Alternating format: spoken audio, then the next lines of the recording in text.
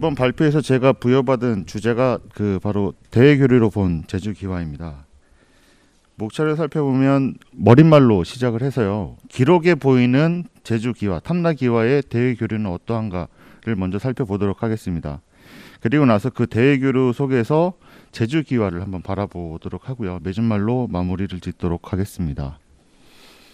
먼저 제주는 시대와 기록에 따라서 탐라, 탕라, 탐모라, 동영주 등으로 나타납니다. 제주 항파두리성, 법화사지, 연북정 등에서 출토된 10세기 이후의 막세를 대상 유물로 삼았고요. 선행 연구들은 대부분 제주에서 출토된 기와에 대해서 삼별초의 이동과 관련을 지어서 다뤄진 특징이 있습니다. 고려는 원종 11년, 즉 1270년에 몽고군에 항복을 하면서 수도를 강화해서 개경으로 환도를 했습니다. 이에 반발을 한 삼별초의 지휘관들이 진도로 근거지를 옮기게 되죠. 그러면서 진도에서 용장사를 황궁으로 삼고 용장산성을 조성을 하게 됩니다. 1271년 진도를 천도를 옮기고 나서 바로 다음 해인데요. 용장산성은 바로 함락이 되고 삼별초는 다시 제주로 거점을 옮기면서 항파두리성을 구축을 합니다. 하지만 이듬해에 72년에 모두 진압이 되면서 이 삼별초의 이야기는 마무리가 됩니다. 이러한 과정 중에서 제주의 기와에 대한 개통 문제를 이야기를 할 때 대부분 강도계, 즉 개경과 강도를 거쳐서 제주에 유입이 된 기와를 이야기를 하고요. 그다음에 진도 용장산성을 거쳐서 제주로 유입이 된 진도계, 그다음에 법화사지 등지에서 나타나는 원나라계, 이렇게 세 분류를 하고 있습니다. 저는 일단은 편의상 10세기 고려가 건국되는 시기하고 맞물리고, 그리고 지금 제주에서 기와가 제작되었다라고 이야기가 되는 이 시기를 기준으로 해서 10세기 이전과 10세기 이후, 즉 10세기 이전에는 당, 백제, 신라, 일본인 야마토와의 교류를 먼저 살펴보고요. 그 이후에 중국의 원나라, 그다음에 한반도의 고려를 묶어서 한번 살펴보도록 하겠습니다. 먼저 탐라는 661년부터 백제와 신라 그리고 일본에 인적 왕래를 하면서 조공을 이루고 있었습니다. 더욱이 탐라는 특정한 나라를 정해놓고 그 나라와만 어울리는 것이 아니라 각 나라와 두루두루 어울리는 노력을 보이기도 했습니다. 이것은 아마 최대한 대립을 피하면서 우호 관계를 유지하고자 했던 제주 탐라의 의도로 파악을 하고 있습니다. 먼저 10세기 이전에 당나라와의 교류를 살펴보면 중국 자료인 당회요에 탐라는 신라 무주 해상에 있고 탐라 왕의 성은 유리이며 이름은 도라이다. 용사원년, 즉 661년 8월에 조공사가 당에 이르렀고, 그다음에 이 기사를 통해서 탐라는 매우 이른 시기에 중국의 당과 교류가 있었다라는 사실을 알 수가 있습니다. 이를 반증하는 유물일지는 모르겠습니다만 제주 발굴조사에서 출토된 오수전이나 화천, 이런 중국 화폐들이 아마 이러한 역사적 사실과 맞물리지 않는가, 이렇게 추측을 해볼 수가 있습니다. 한반도 내에서는 이 당보다도 이른 시기에, 즉 476년과 498년에 탐라에서 백제에 조공을 보냈다는 기사가 보입니다. 476년의 조공 기사를 통해서 보면 이미 이 시기에는 바다를 건너서 내륙에 있는 백제의 해외 사절을 보낼 수 있을 정도의 위치에 있었다라는 것을 유추해 볼 수가 있고요. 그리고 또한 백제와 우호적인 관계를 갖고자 했다는 노력도 볼 수가 있습니다. 그리고 498년 백제에 조공을 하지 않았다는 이유로 백제에서 군대를 탐라로 보내게 됩니다. 근데 이 소식을 듣고 도중에 탐라에서 백제에 사과를 했고, 그 사과를 듣고 나서 무진주에서 백제군들은 다시 회항을 하게 되는 일도 있었습니다.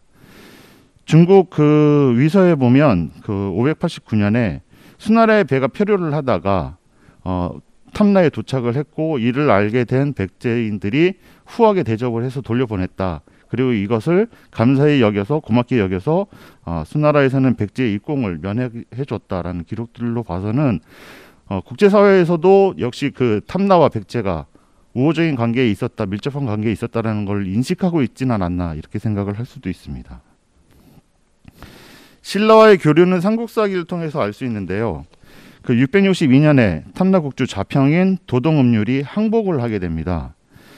이때 탐라는 무덕 이후에 백제의 속국이었기 때문에 자평이라는 관호를 사용하고 있었습니다만 지금은 신라의 속국이 되었다라는 기록을 알 수가 있습니다.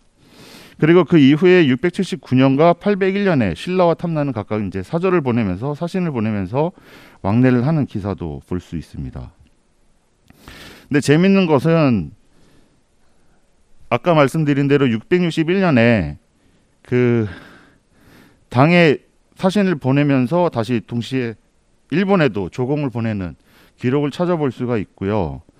그 다음에 662년에는 신라에 항복을 했음에도 불구하고 해를 거듭하면서 계속 일본과도 왕래가 있었던 사실을 알 수 있습니다.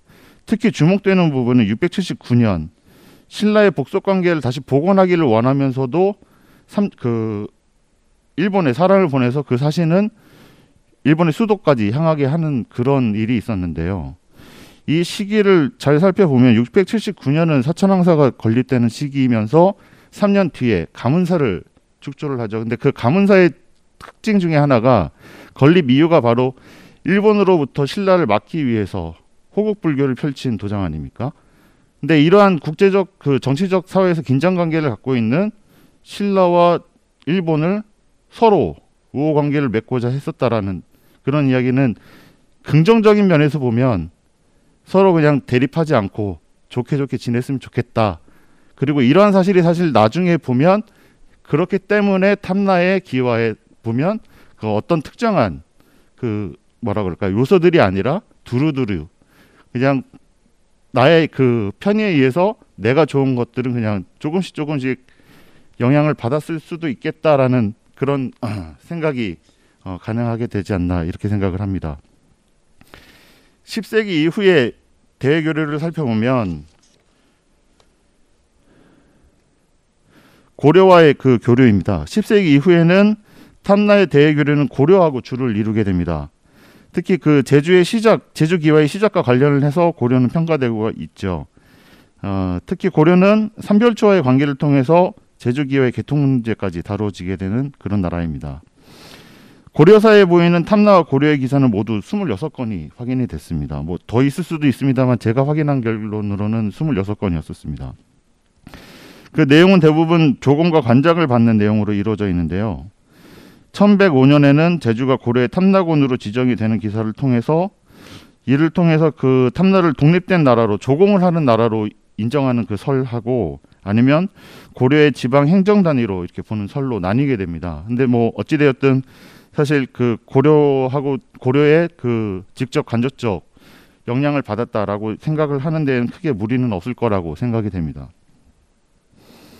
그다음에 원나라는 앞서 그 발표에서 많이 다뤘기 때문에 크게 이야기는 드릴 것은 없습니다만 그 삼별초가 모두 진압이 된 직후죠. 1273년 6월에 제주의 그 직할령을 삼습니다. 원나라의 문화적인 영향도 아마 이 시기에 전파라는 형식으로 들어왔을 가능성이 굉장히 농후하다라고 생각이 되고요. 특히 이 시기는 법화사지의 중창 시기하고 맞물리는 특징이 있습니다. 그리고 또 더욱이 원은 그 제주에 이궁을 짓기 위해서 목수를 데려온 사실도 있습니다. 따라서 제주에 원나라의 건축적인 요소가 남아있는 것은 뭐 충분히 자연스러운 일이다라고 생각이 됩니다. 문양계통은 사실 굉장히 많이 준비를 했습니다만 뭐 간단하게 말씀을 드리면 저는 그 기왕의 연구 결과 즉 그 삼별초와의 관계를 통해서 진돗개의 영향을 부정하거나 이렇게 뭐 비판하려고 하는 의도는 전혀 없습니다. 근데 이 안에서는 그런 내용이 안 들어가 있죠. 그래서 그거는 인정대로 놔두고 그 이외에 자 과연 한반도 내에 고려 시대의 한반도 내에서의 문양계통 과연 어떻게 이루어지는가를 좀 살펴보고 싶었어요. 근데 제가 이 주제를 부여받은 게 불과 얼마 되지가 않아서 제가 해봐야 그 발굴보고서나 도록에서 나오는 자료들만 가지고 해서 아마 이 결론은 분명히 한계는 존재를 할 겁니다. 근데 다만 중부 지역이나 경주 이쪽 지역에서도 물론 거기서 시작됐다라고 말씀을 드릴 수는 없습니다만 개통 문제, 한반도 내의 개통 문제에서는 전혀 빠질 수 없는 부분이 아닐까라는 생각도 할 수가 있습니다. 이러한 내용은 제작 기법에서도 마찬가지인데요. 그 오늘 발표 내용 앞선 발표 내용 중에 한 가지인 그 종치형 앞날식 시문법을 한번 시도를 해봤습니다. 그랬더니 물론 유물에서도 충분히 관찰이 되는 부분이지만 실험을 통해서 더욱더 면밀하게 확인할 수가 있었고요. 이거는 그 소지를 충전하는 그 순간의 흔적도 남아있지만 이거를 떼내는 분리하는 상황에서도 다시 차이가 확실히 확연하게 보였습니다. 그리고 또 한 가지가 단연코 이게 아마 중요하지 않을까라고 저는 생각을 했었던 부분이었는데, 수키아 분할 후 접합 기법과 원통 접합 후 분할 기법이 제주 탐라에서는 나오죠. 근데 이 수키아 분할 후 접합 기법은 사실은 막세의 직경을 정확하게 알고 거기에 맞는 수키아를 제작하지 않는다면 이게 공급 없이 딱 맞아 들어가기는 굉장히 어렵습니다. 그래서 가장 쉬운 방법 중에 하나는 이 수키아를 성형을 한 단계에서 그 말리기 전에, 건조하기 전에 어느 정도 맞춰놓고 그걸 샘플링한 곡류를 가지고서 만들었을 가능성을 한번 상정을 해볼 수가 있는 부분이고요. 근데 그것보다도 다른 방법으로 지금 더 효율성을 높였다라고 생각이 되는 게 원통 접합 후 분할 기법입니다. 이게 결코 효율성이 높다라는 얘기는 아니고 효율성이 높다라고 판단해서 만든 게 아닐까라고 유추를 하는 것이고요. 즉 성형이 완성된, 문양 시문이 완성된 막세면 뒤에 원통형의 그 수키아를 접합을 하고 잉여 부분을 잘라내는 방법입니다. 이런 것들이 그 제주 법화사지를 중심으로 해서 확인이 됩니다. 이게 얼핏 보면 발굴 현장이나 이런 유적지에서 수키아가 파손된 상태로 출토가 되는 것처럼 보이는데 사실은 굉장히 말끔하게 재단을 한 기와죠. 그리고 이런 그 사이를 보면 분명히 접합을 했었다라는 그런 공국들도 보이고요. 물론 법화사지만을 국한해서 나타나는 것은 아닙니다. 그 제주에서는 연북정에서도 출토가 되고 있는데, 자 과연 이런 기법은 어디에서 왔고 어떻게 전개가 됐는지는 상당히 궁금한 점이라고 할 수가 있습니다. 이에 대해서는 선대 그 선학 선생님들이 면밀하게 검토를 해주신 부분도 있고, 그리고 그 최근에 2011년도에 오와키 키요시 선생님은 이 실을 이용을 해서 재단을 하는데 이것도 오른쪽 감기냐 왼쪽 감기냐 오른쪽 자르기냐 왼쪽 자르기냐를 따라서 여러 가지 그 형식을 분류해 놓은 것도 있습니다. 저도 약간 흉내를 내서 이게 그럼 판형 그 기와를 가지고서 만든 원통형 기와에서 절단된 면하고 니조 반축 기법이죠. 그 가래떡 소지로 해서 만든 거하고의 차이가 있을까라고 생각을 했습니다만 결론은 이 재단을 할 때 흙이 밀리면서 이 면 자체에서는 판단이 어렵지 않을까라는 결론을 내리게 됐습니다. 사실 이 기법은 굉장히 이른 시기에 서울 그 백제로 치면 한성 시기의 풍납도성, 그다음에 경주로 치면 월성이나 물천리가마 이런 식으로 해서 그 삼국시대 이른 시기에 나타나는 기법인데 이게 갑자기 느닷없이 탐라에서 나온다라는 얘기인 거죠. 그래서 비슷한 시기에 다른 지역은 어떨까라고 탐구를 해봤습니다. 그랬더니 마침 한반도 내에서는 아닙니다만 가까운 일본에서 이런 기록이 나옵니다. 그 일본 3대 실록에 대한 기록인데요. 하카타항 근처에서 신라인들이 일본의 조를 징수하던 배를 습격을 하는 사건이 있었습니다. 이때 다자이후 관내에 주재했었던 윤청을 포함해서 신라 사람 20명이 이 사건의 직접적인 용의자 내지는 내통자로 체포가 됩니다. 그리고 곧바로 이제 5명씩 풀려나서 무사시국이나 가스사국으로 귀양을 보내서 이제 농사를 짓게 하는 생활을 하게 되는데요. 유독 윤청 등 9명만 무추국으로 귀양을 가게 됩니다.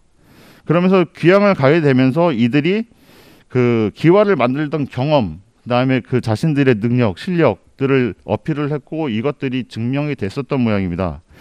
그래서 이들을 그 무추국에 있는 수리부라는 그 부서에다가 배속을 시키게 됩니다. 이때 마침 무슨 일이 있었냐면 869년에 정관 대지진이라고 하는 지진이 크게 한번 온 적이 있었습니다. 이때 센다이에 있었던 그 다가성이 무너지는 일도 있었기 때문에 이 바로 무츠국의 그 수리부에 배속을 시키면서 이들로 하여금 윤청 등으로 하여금 기와를 제작하는 공사를 맡기게 되는 것이죠. 근데 윤청 등은 그냥 거기에서 밑에 일을 하는 것이 아니고 굉장히 주도적인 일을 했었다고 합니다. 이 기록에 보면 굉장히 실력이 뛰어나서 주변에 있는 사람들이 일본 사람들이 앞다퉈서 그 기술을 배우려고 노력을 했었다라는 그 상황까지도 설명을 하게 됩니다. 그들이 억류돼 있었던 체포돼 있었던 북구주 기타큐슈에서는 텐만궁이나 간제온사 등에서 이렇게 그 신라계 기와들이 많이 출토가 되죠. 그래서 기록과 문헌 기록과 고고학적 자료를 통해서 신라와 일본과 특히 다자이후 근처의 그런 교류 상태들을 증명을 해왔었는데요. 이들이 지나간 그 루트를 따라서 다가성에서도 비슷한 기와가 있을 것이다라는 연구를 한 분이 바로 사가와 마사토시 선생입니다. 사가와 마사토시 선생에 의해서 이 복구공사를 위해 이동한 경로를 따라서 9세기 신라 수막세와 유사한 복판 연화문 수막세의 출토 경로를 추적하게 된 일이 있었습니다만 뭐 구체적인 이동 경로나 복구 장소 그리고 그 기와의 실체 등은 현재까지는 알 수가 없습니다. 근데 우연하게도 아마 제가 이 발표 때문에 이번 발표를 부여받지 않았나라고 생각이 되는데 몇 해 전에 그 오키나와 류큐국의 그 기와를 비교한 적이 있었습니다. 그때 다뤘던 기와를 다시 한번 보니까 이번 센다이 다가성에서 출토된 기와하고 굉장히 문양 구성이 유사하다라는 느낌을 받았어요.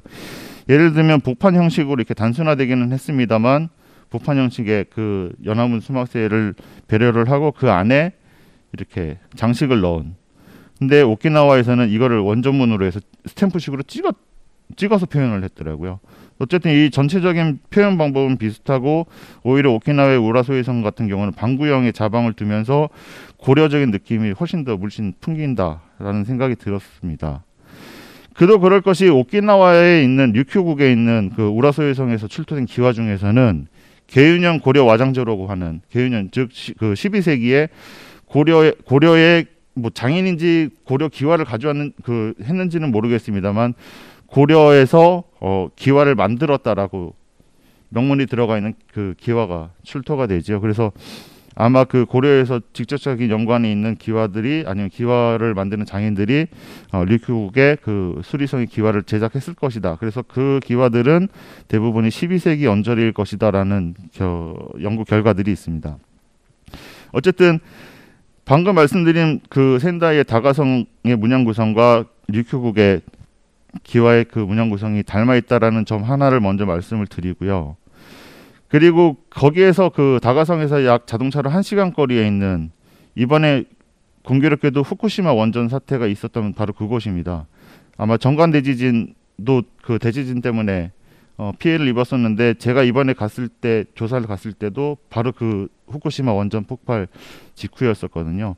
어쨌든 그 후쿠시마에 있는 코시노하마라고 하는 폐사지에서 출토된 기와를 살펴보면 바로 이 원통 접합 후 분할 기법으로 제작된 기와를 확인을 할 수가 있습니다.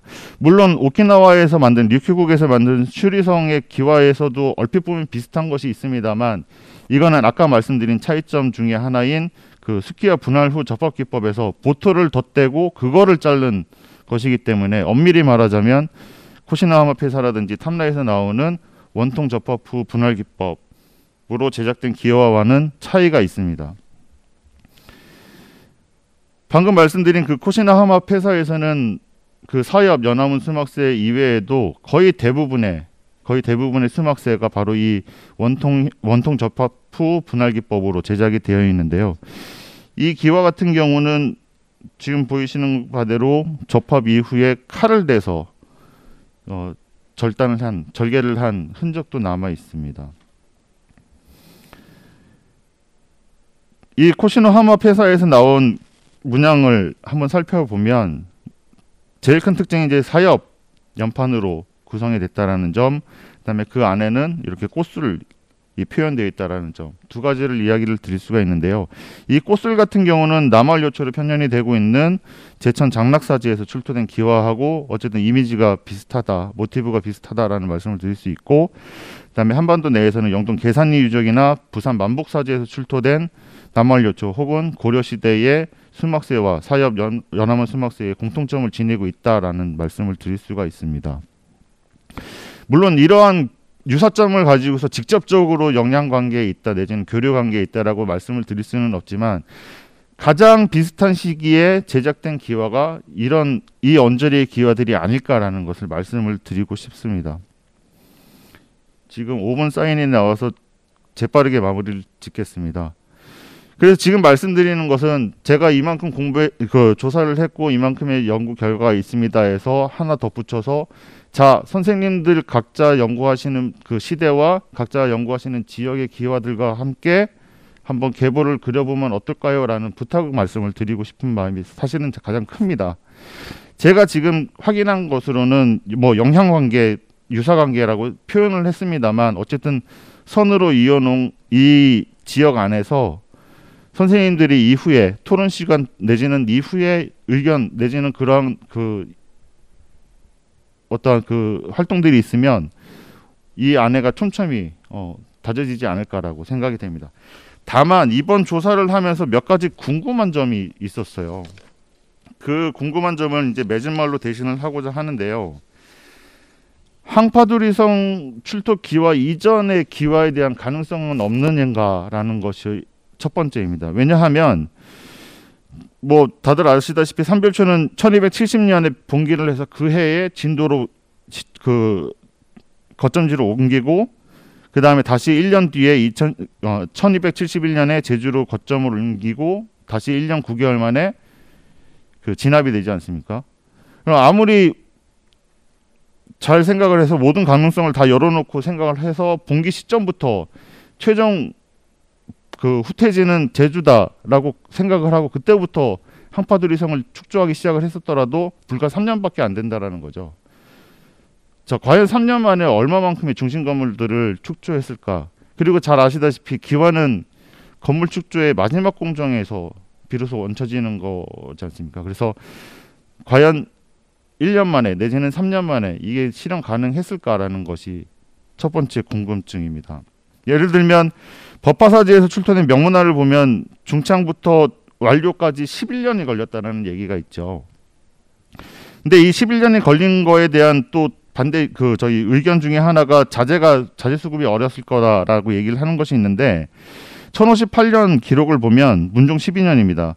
왕이 탐남인 영암에서 제목을 베어서 큰 배를 만들고 장차 송과 통하려고 하니라고 말을 전하니, 지난해 가을에는 목재를 베어 바다 건너 사찰을 새로 창건을 해서 이미 피로도가 많이 쌓여 있습니다 라고 얘기를 합니다. 이 얘기를 들으면 이미 제주는 목재가 풍부하고 그 목재를 내륙에까지 전할 정도의 수준에 있었다, 위치에 있었다라는 얘기가 됩니다. 자, 과연 뭐 어떻게 생각해서 자재가 부족할 수도 있어요. 근데 부족한 걸 알면서 11년을 걸려서 축조를 하는 그런 계획을 세웠을까라는 의문점이 있는 것이죠.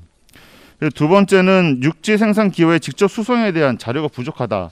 아까 발표에서도 사실은 유사한 기와들도 있고 뭐 직접 수송에 대한 가능성이 높다라고 얘기는 할 수는 있는데, 자, 과연 그러면 육지에서 만든 기성품을 넘겨받을 당시에 왜 육지에서는 제주에서 나오는 기와와 똑같은 동일한 기와가 없느냐라는 것입니다.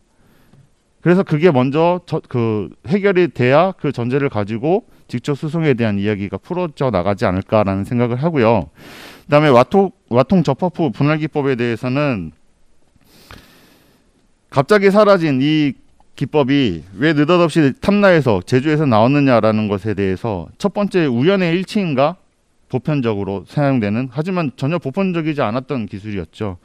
그래서 이 기법을 사용하던 장인들 또는 이 기법 자체가 전혀 다른 곳에서 이어지고 있다가 탐라까지 들어온 게 제주까지 들어온 것이 아닌가. 자, 그러면 그 루트를 역으로 다시 찾아봐야 되는 거 아닌가라는 제안을 드리면서 발표를 마치도록 하겠습니다.